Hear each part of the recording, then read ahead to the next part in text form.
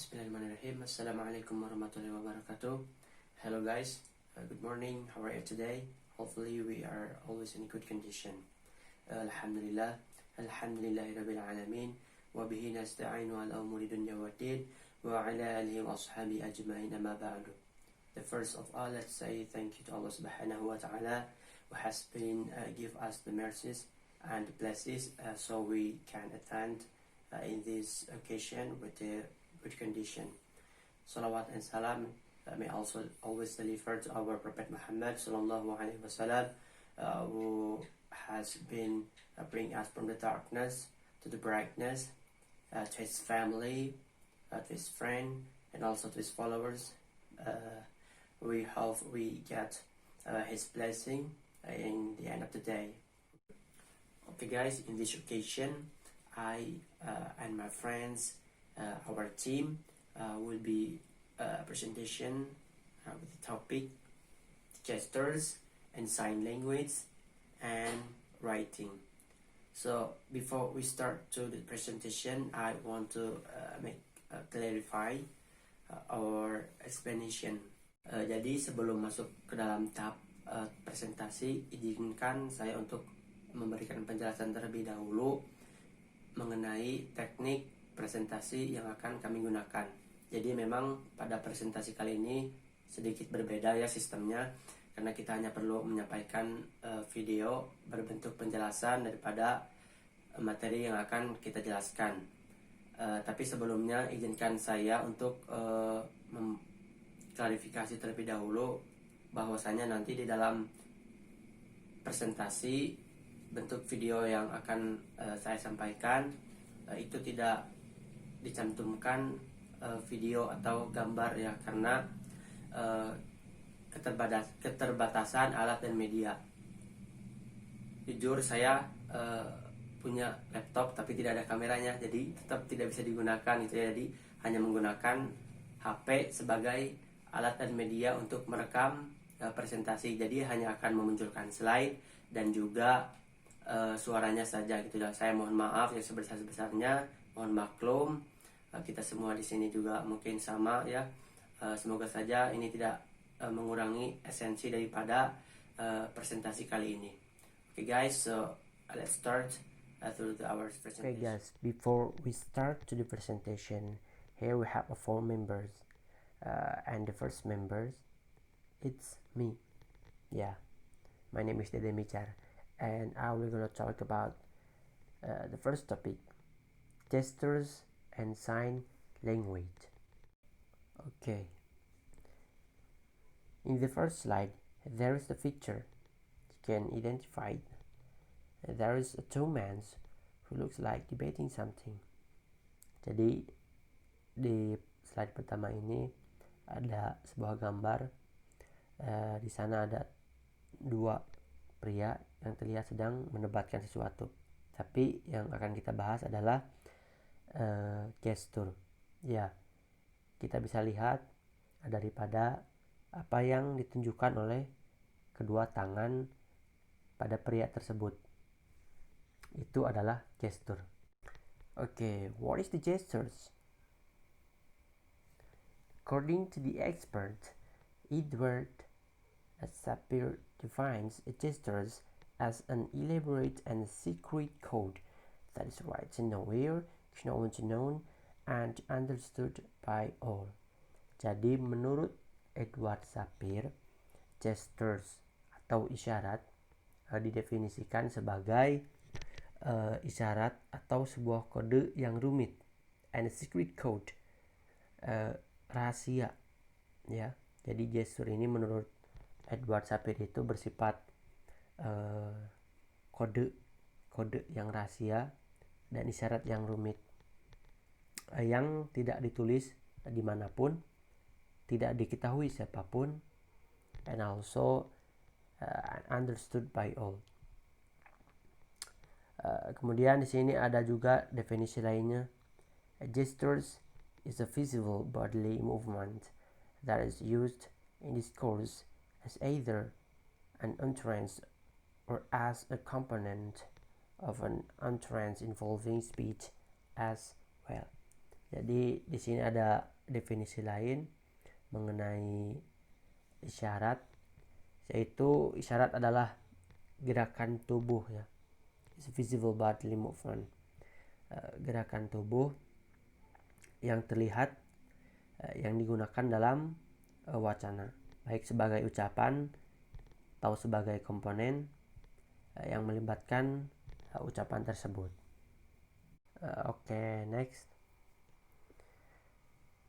Now gestures are used to describe things, greet and farewell, draw attention, show agreement or disagreement, give directions, give expression to thoughts and ideas. Jadi di sini isyarat biasanya digunakan dalam, yang pertama adalah describe things. Describe things ini menjelaskan sesuatu ya biasanya. Kemudian greet and farewell biasanya juga menyapa juga menolak. Kemudian draw attention untuk menarik perhatian, biasanya juga menggunakan isyarat. Ada juga show agreement and disagreement.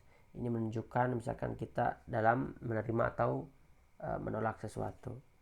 Kemudian give direction, memberikan arahan ya, memberikan arahan. Isyarat juga bisa menunjukkan give expression to thoughts and ideas.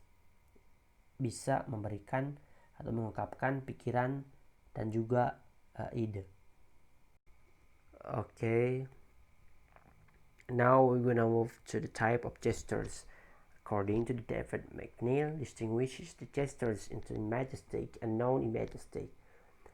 Imagistic gestures or iconic gestures are those in which movements are made that are interpreted as depicting the shape and size of an object, displaying an action or some kind, or representing some movement. Jadi menurut David McNeil ini gesture itu ada dua tipe. Yang pertama adalah imagistic dan yang kedua adalah non-imagistic. Imagistic gesture, yang pertama adalah imagistic gesture atau biasa disebut dengan iconic gesture, yaitu sebuah gerakan yang diartikan sebagai menggambarkan bentuk dan ukuran suatu objek, that respecting the shape and the size ya, and the size of object. Atau biasanya menampilkan suatu tindakan dan sejenisnya. Bisa juga ya, itu menjelaskan suatu tindakan dan action dan juga sejenisnya. Okay, now we're gonna move to the second. There's non-imagistic gestures include pointing gestures and beats. The first one is deictic or pointing. This type is used to point to places, things, or people while talking. We can use deictics in the current context, as when we use a hand to indicate a table with a cake on it and ask someone, would you like some cake? Jadi yang kedua ini adalah non-imagistic gestures. Termasuk di dalamnya itu ada isyarat menunjuk dan juga and beats, ketukan ya. Yang pertama kita membahas deictic or pointing, isyarat menunjuk. This type is used to point to a places, biasanya digunakan dalam menunjuk suatu tempat, things or people while talking, atau juga misalkan bisa barang atau orang. We can use the deictics in the current context. Kita juga biasanya menggunakan isyarat ini dalam ketika kita menggunakan tangan untuk menunjukkan meja ya, to indicate a table, menunjukkan meja dengan kue di atasnya. Dalam bertanya kepada seseorang apakah Anda ingin kue, would you like the same cake, biasanya kan kita menunjuk ya, menunjukkan pakai tangan kita, itu menunjukkan kita sedang melakukan isyarat pointing gestures. Okay, we're gonna move to the beats. Yeah, these are short and quick movements of the hand or fingers that have no particular meaning of their own, but accompany a rhythm or talk and are often used to emphasize parts of what is being said. Jadi kedua adalah ketukan, ya, beats, ketukan. Ketukan ini adalah gerakan pendek, ya, gerakan pendek dan cepat dari tangan atau jari yang tidak memiliki arti tertentu, ya, tidak memiliki arti tertentu tetapi mengiringi irama atau pembicaraan dan sering digunakan untuk menekankan bagian dari apa yang sedang dikatakan. Jadi beats ini digunakan untuk menegaskan apa yang kita katakan. Jadi untuk mempertegas, misalkan mempertegas opini kita atau pembicaraan biasanya ditegaskan oleh ketukan, ya, seperti itu. Next, now emblems. Emblems are signals such as thumbs up, things are good, or shh, keep quiet, that function like fixed phrases and do not depend on speech. Jadi sepertinya ini tidak pemilihan lagi, ya. Ini adalah salah satu isyarat yang bisa digunakan. Seperti misalkan menunjukkan jempol, thumbs up, itu artinya things are good, mantap. Atau kita juga bisa menggunakan shh sebagai isyarat untuk menyuruh diam. Next, now we have sign language atau bahasa isyarat, ya. Sign language is a language that focuses on manual communication, body language, and lips rather than voice for communication. Deaf people are the main group who use this language, usually by combining hand shapes, orientation, and gestures of hands, arms, and body and facial expressions to express their thoughts. Jadi bahasa isyarat ini adalah bahasa yang berfokus pada manual communication, komunikasi manual, body language, bahasa tubuh, dan juga bibir dibandingkan dengan voice for communication, dibandingkan dengan suara. Biasanya bahasa ini digunakan oleh orang-orang yang mohon maaf, ya, deaf people, itu yang tunarungu, dengan cara combining hand shapes, mengkombinasikan gerakan-gerakan tangan, atau juga orientation, gestures of hands, orientasi dari gerakan-gerakan tangan, arms and body and facial expressions to express their thoughts, serta tubuh, ekspresi wajah untuk mengungkapkan pikirannya. Next, so here we have examples. There's a picture. Jadi di sini ada salah satu contoh, ya, daripada bahasa isyarat. Mungkin kita sudah pernah melihatnya. Biasanya kita lihat ketika kita melihat TV, biasanya di bawah, di pinggir, suka ada orang-orang yang menggerak-gerakkan tangan. Nah, itu adalah bahasa isyarat, ya. Di sini ada contohnya, misalkan B, C, D itu dengan berbagai isyarat tangan yang berbeda, ya. Now we're going to the types of sign language. Jadi sekarang kita maju pada tipe daripada bahasa isyarat. The first one is alternate sign language.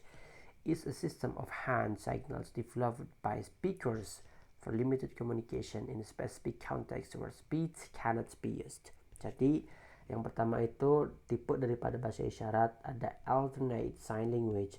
Jadi bahasa alternatif, ya. Bahasa alternatif ini dikhususkan yang dikembangkan oleh penutur, digunakan dalam komunikasi yang terbatas. Jadi ketika speech cannot be used, kita menggunakan atau penutur menggunakan alternate sign language ini sebagai bahasa isyarat. Next, a primary sign language. Ini adalah lanjutan daripada tipe bahasa isyaratnya. It's the first language of a group of people who do not use a spoken language with each other and used for everyday communication among members of the deaf communities. PSL are mostly young languages with their origins dating back as a few hundred years. Jadi yang kedua adalah a primary sign language atau bahasa isyarat utama. Bahasa isyarat utama ini adalah bahasa pertama ya, the first language of a group. Bahasa pertama dari kelompok orang yang tidak menggunakan bahasa lisan satu sama lain. Dan biasanya digunakan for everyday communication, komunikasi sehari-hari di antara members of the deep communities, para anggota komunitas tunarungu. Bahasa isyarat utama ini juga sebagian besar adalah bahasa-bahasa muda ya, dengan asal usulnya yang hanya beberapa ratus tahun yang lalu. Okay, next. Yeah, now in this slide we have oralism atau bahasa lisannya. Since spoken English was what those teachers believed that the children really needed, a teaching method generally known as oralism dominated deep education during most of the 20th century. This method required that the students practice English speech sounds and developed lip reading skills. Jadi bahasa Inggris lisan ini adalah karena menurut para guru sangat dibutuhkan oleh anak-anak, metode pengajaran yang umumnya dikenal sebagai oralism ini atau bahasa lisan ini kemudian mendominasi pendidikan tunarungu selama lebih dari 20th century, sebagian besar daripada abad ke-20. This method required that students practice English speech sounds. Di bahasa lisan ini mengharuskan siswanya melatih bunyi bahasa pelajaran bahasa Inggris, and develop lip reading skills, mengembangkan keterampilan membaca bibir. Jadi menggunakan bibir ya. Kita lihat contohnya. Nah, for example, there is picture. Jadi di sini ada contoh, misalkan ada anak tunarungu yang sedang memperhatikan bibir daripada teacher-nya ya. Jadi oralism ini lebih pada pemahaman pergerakan bibir ya. Okay, now we move to the sign English. This is the last slide for my presentation. The first speaker. This sign English, or also called manually coded English or MCE, is essentially a means of producing signs that correspond to the words in an English sentence in English word order. In many ways, sign English is designed to facilitate interaction between the deaf and hearing community. Jadi sign English ini atau biasa dipanggil dengan manually coded English or MCE, biasanya pada dasarnya adalah alat untuk menghasilkan tanda yang sesuai dengan kata-kata ya dalam kalimat bahasa Inggris. In many ways, sign English ini juga dirancang untuk memfasilitasi interaksi antara tunarungu dan komunitas pendengar. Ya, mungkin that is for all my presentation as the first speaker. Now we're gonna move to the second speaker, Revia Vermayanti. Time is yours. Thank you.